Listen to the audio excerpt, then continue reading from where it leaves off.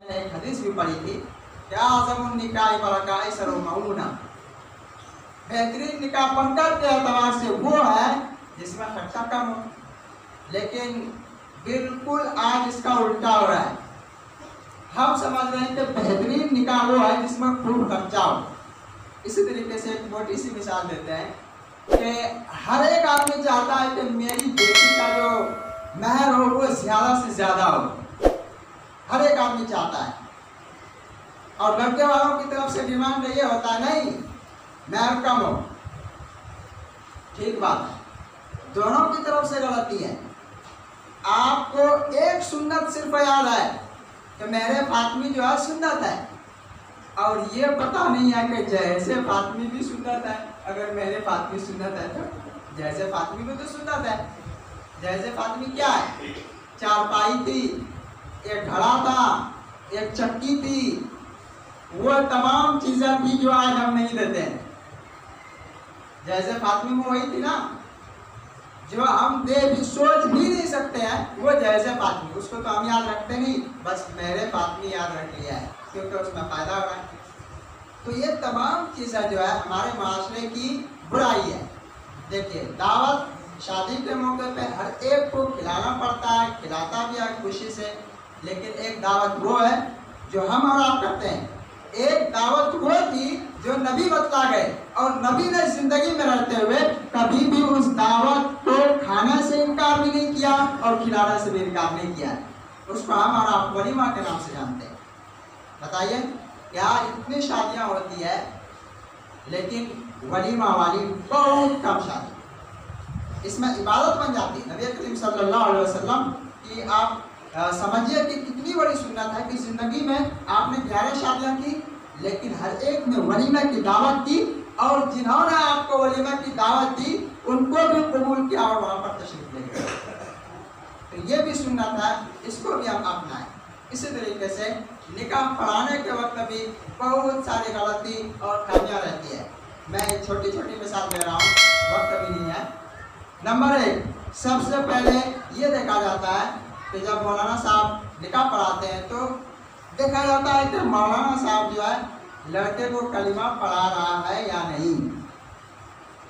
देखिए, पढ़ाने से या ना पढ़ाने से कोई दिक्कत नहीं है, लेकिन इसको ये समझना कि जरूरी पढ़ाना है, इस बात से दिक्कत है। कलमा अगर कोई पढ़ाता है कोई दिक्कत नहीं है, लेकिन इस बात से दिक्कत है कि जरूरी पढ़ाया जाए। क्यों? एक गैर जरूरी को आप जरूरी करार दे रहे हैं। इसी तरीके से 3 मरतबा कबूल करना, 3 मरतबा क्या उसको 10 मरतबा कबूल करवा लीजिए, कोई हर्ज नहीं है, कोई दिक्कत नहीं है। लेकिन दिक्कत उस वक्त आती है जब आप अपनी ज़बान से, दिल से, समाज से ये कहने पर तुले हुए हैं कि नहीं 3 मरतबा कहेंगे तब निकाह हुआ। यहाँ पर दिक्कत है। अगर आपके दिल में, आपके दिमाग में ये बात है कि 1 मरतबा कहने से भी निकाह हो जाता है, तो कोई बात नहीं है कि आप 3 मरतबा कहें या 1 मरतबा कहना। इसी तरीके से गवाह हजरात, निकाह में गवाह भी होते हैं। गवाहों के लिए ये शर्त है कि वो अपने कानों से सुना क्या हो रहा है। निकाह की मजलिस में क्या होता है? बात अल्लाह हो रहा होता है।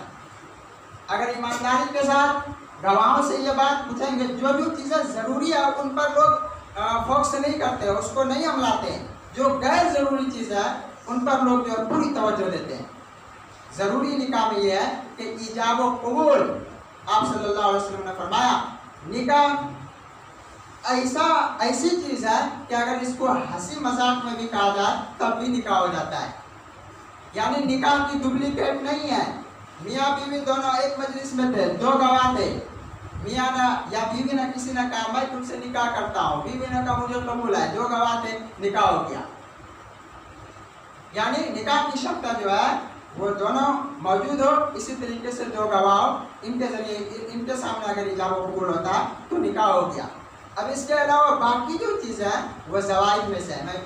मैं गवाह की बात कर रहा था, तो आप लोग गवाह बनते रहते हैं। आप ये मसला याद रखिए कि गवाहों के लिए ये शर्त है कि उन लोगों को गवाह बनाया जाए जो सुनता हो, जिनको पता हो कि किन किन की शादी हो रही है, लड़के का क्या नाम है, लड़के के वालिद साहब का क्या नाम है, रहने वाला कहाँ है। गवाह बनाने का मतलब क्या है, सिर्फ सुनना नहीं, गवाह बनाने का मकसद ये है। आप देखिए कि निकाह में गवाह कितना मजबूती के साथ, अगर गवाह नहीं तो निकाह नहीं, गवाह नहीं तो निकाह नहीं। ऐसा क्यों, ऐसा इसलिए है कि गवाह की बहुत सख्त जरूरत है।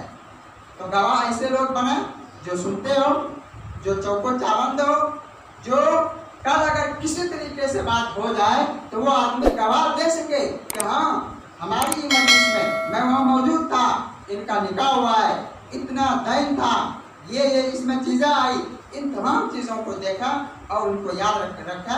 ऐसे लोगों को गवाह बनाना चाहिए। अल्लाह तबारक व तआला हम सबको कहना सुनने से ज़्यादा अमल करने की तौफीक अता फरमाए।